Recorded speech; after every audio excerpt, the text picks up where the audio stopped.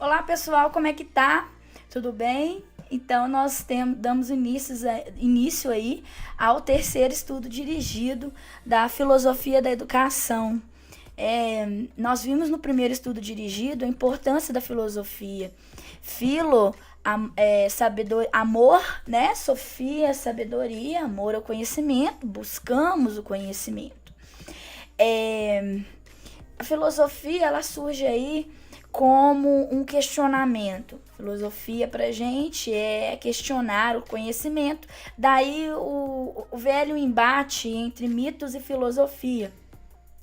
Mitos são narrativas construídas, geralmente são autoritárias, geralmente elas querem dar conta da essência, da origem de todas as coisas, não é verdade? Então a filosofia surge aí para questionar os mitos. Então, e a importância da filosofia da educação, no segundo estudo dirigido, nós vimos que educar é, antes de tudo, um ato político. Não é partido político, gente. A educação é transformar. Política é isso, é transformar a vida, o bem-estar, é transformar a sociedade para o bem-estar de todos. É isso que prega a política, a discussão para o bem-estar e etc. Surge na Grécia, na antiguidade grega, com o intuito de trazer à tona essas discussões. Nós vimos que a Grécia era um local ideal para o desenvolvimento aí de discussões, principalmente discussões políticas. É o alvorecer da democracia, é o surgimento aí da democracia como governo do povo, onde os cidadãos podem inferir na nossa ordem social, tá? Então, primeiro momento aí. Então, pessoal, é através da Grécia que a compreensão da cultura e do lugar ocupado pelo indivíduo reflete-se no ensino. A educação grega, nós temos que estudá-la e ver como que essa educação grega ela influenciou, de certa forma, para o desenvolvimento da educação moderna, ok? Então, a compreensão da cultura, do lugar que o indivíduo ocupa na sociedade. A educação grega ela estava centrada na formação integral do homem, corpo e espírito. Tanto que em algumas polis, algumas cidades-estados gregas, você tinha o desenvolvimento do corpo, no caso Esparta, aquela educação militarista voltada para a formação da criança no espaço militar. Você vê uma hierarquia muito bem estipulada, você vê aquela rigidez militar desde a criança aos seus 7 anos de idade. A criança ela faz parte do Estado, tá? Ela tem que seguir todo o treinamento militar para se transformar em um grande soldado. A educação de Atenas é diferente da Esparta.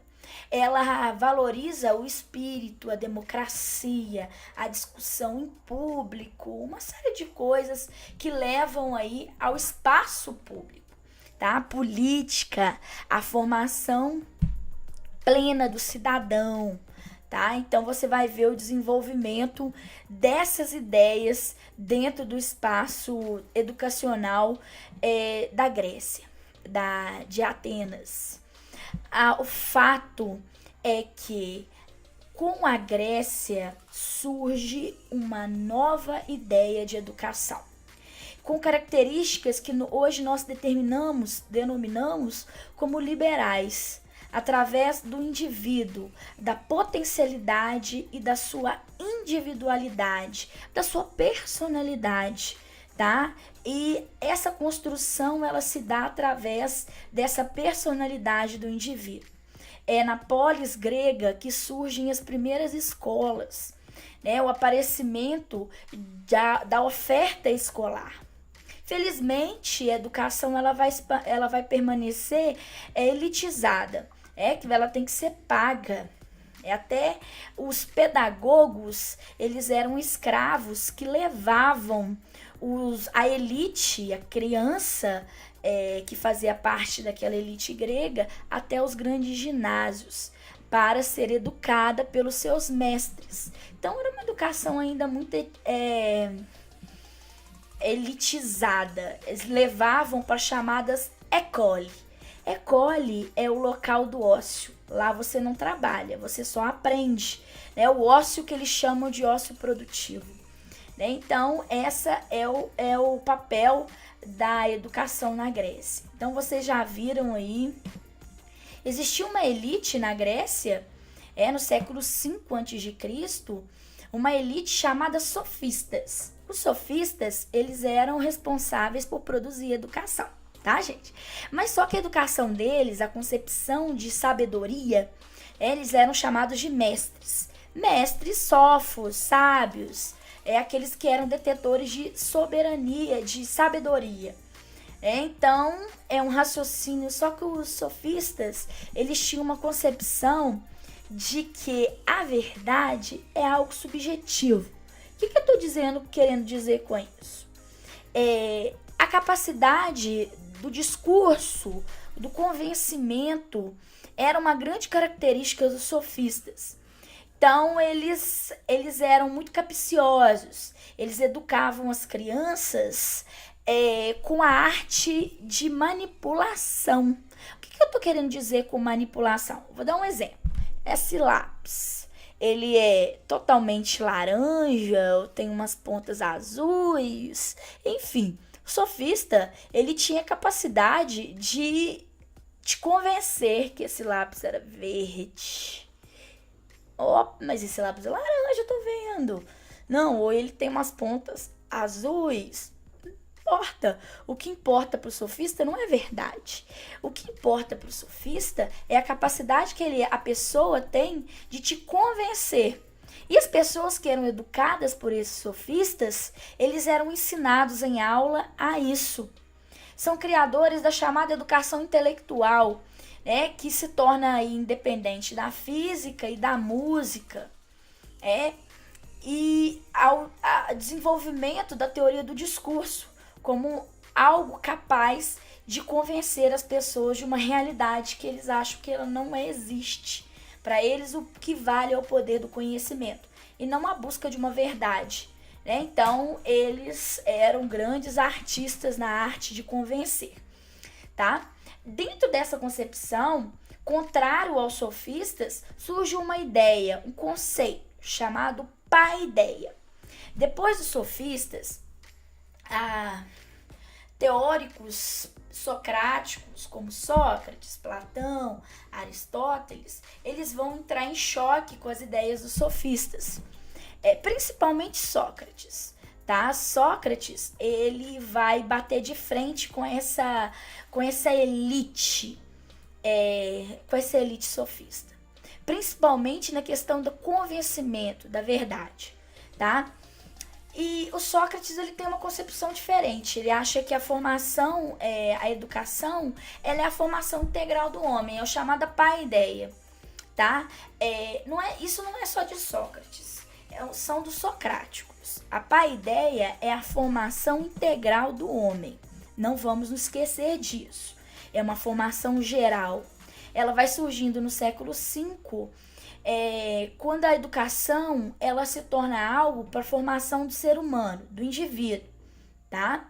Então, é a formação integral, é a formação do cidadão. Isso a gente busca até hoje, tá? A paideia está presente na ideia da educação, o homem como ser autêntico. A educação total da pessoa física, moral, estética, religiosa e política. A partir daí foram surgindo liceus, academias, enfim, uma série de locais onde foram desenvolvidas essa concepção da paideia, tá, pessoal? E a partir daí surgem nossos três principais filósofos. É muito importante a gente entender Sócrates, Platão e Aristóteles, tá? São os três marcos fundamentais da filosofia da educação grega. Primeiro vamos entender um pouquinho sobre Sócrates. Sócrates, filho de parteira, viveu aí o período auge, ouro da Grécia Antiga. Ele era considerado um andarilho, ele percorria várias cidades e estados. E ele era, como eu já falei, ele era filho de parteira, ele não era uma elite, né? E o Sócrates, ele, diferente dos sofistas, ele acreditava na existência de uma verdade. Não vamos nos esquecer disso. Sócrates acreditava na existência de uma verdade única. Onde estava essa verdade? Dentro do indivíduo. Assim como o conhecimento. O conhecimento é a verdade. E esse conhecimento está dentro do indivíduo. Como que nós vamos retirar esse conhecimento? Muitas vezes, o indivíduo tem que conhecer a si mesmo. Daí, o lema do Sócrates, conheça-te a ti mesmo. Porque é através daí que você vai encontrar a verdade. Então, para ele, que método eficaz ele traria essa verdade à tona? Todos nós temos conhecimento, todos nós temos verdade, basta estimular. É o chamado método da maêutica. Lembra que eu falei para vocês que o Sócrates era filho de parteira? Pois bem, por ele ser filho de parteira, ele via os partos que a sua mãe fazia. E aí ele associou os partos, que é o dar à luz, maêutica vem do termo dar à luz, com a questão da verdade, do conhecimento. Basta nós estimularmos esse conhecimento que ele vem à tona. Basta estimularmos a verdade que ela vem à tona. Como eu vou estimular essa verdade? Principalmente em sala de aula. Como vou estimular esse conhecimento? Simples, questionando. Se o aluno te perguntar alguma coisa, não dê a resposta pronta. Questione. Leve uma pergunta para ele, para que ele busque a informação e não você dê essa informação, porque você pode manipular ela, entendeu? Então você deve, o fim da educação, ela sai daquele verbalismo, daquele brilhantismo, daquela disputa de saber dos sofistas, quem sabe mais, dessa questão financeira, e ela se torna algo muito maior. Essa é a ideia. É a honestidade, a honra, a sabedoria, a virtude, tá? Eu não preciso mostrar para as pessoas que eu sei, tá? Eu não preciso hierarquizar, falar que eu sei mais do que os outros. Basta eu sempre estar aberta a novas formas de saber, tá? Então, ele tem uma frase muito legal que fala o seguinte: tolos são aqueles que acham que possuem conhecimento. Inteligentes são aqueles que acham, que acreditam, né? Que não sabem. Por isso que tem aquela aquela célebre frase: só sei que nada sei. Porque esse é o sábio, aquele que busca conhecimento constantemente, tá? E através, o Sócrates tinha um método muito interessante, que é o chamado método da maêutica, eu já falei para vocês. Como ele era andarilho, ele circulava pelas cidades-estado, questionando as pessoas que ele consideravam que eram chamadas de sábias, né? Questionava, até ver o grau de conhecimento dessa pessoa, tá? E reconstruía o conhecimento através do método da maêutica, que é o questionamento. Através de você me dá uma pergunta e eu te dou outra pergunta e faço você pensar sobre ela, tá? Então esse era Sócrates, todo mundo pode conhecer, basta a gente passar por esse método. Agora, diferente de Sócrates, tem o seu discípulo, Platão.